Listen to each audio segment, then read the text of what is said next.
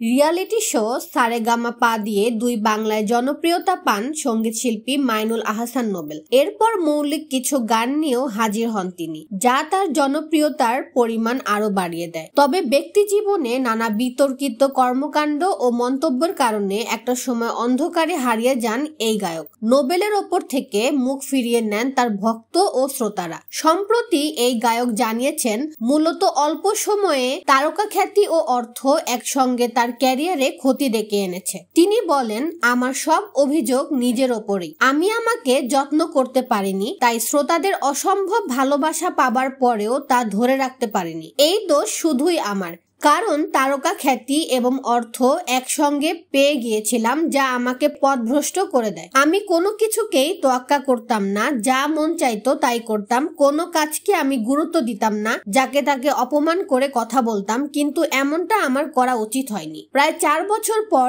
আবারও কাজে ফিরছেন নোবেল। বিষয়টি উল্লেখ করে তিনি বলেন, 4 বছর বিরতির পর আবারও ফিরে আসার চেষ্টা করছি। প্রতিনিয়ত নিজেকে গড়ার চ্যালেঞ্জ নিচ্ছি। সেই চ্যালেঞ্জে সফল হতে নিজের সঙ্গে যুদ্ধ করে যাচ্ছি। আশা করছি এবার দর্শকদের ভালোবাসা ধরে রাখতে পারবো, কারণ এই ভালোবাসা যদি ধরে না রাখতে পারি তাহলে কালের গর্ভে আমি হারিয়ে যাব একদিন, যেমন হারিয়েছিলাম এই 4 বছর।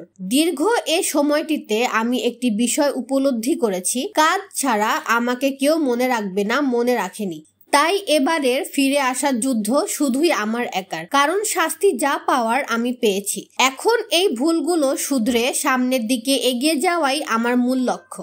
বর্তমানে নোবেলের হাতে কিছু গান ও সিনেমা রয়েছে, যা ওটিটি প্ল্যাটফর্মের জন্য নির্মাণ হবে। এর মধ্যে একটিতে খলনায়ক চরিত্রে অভিনয় করতে দেখা যাবে তাকে। পর্দায় খলনায়ক চরিত্র নিয়েই ফিরে আসতে চান এই গায়ক।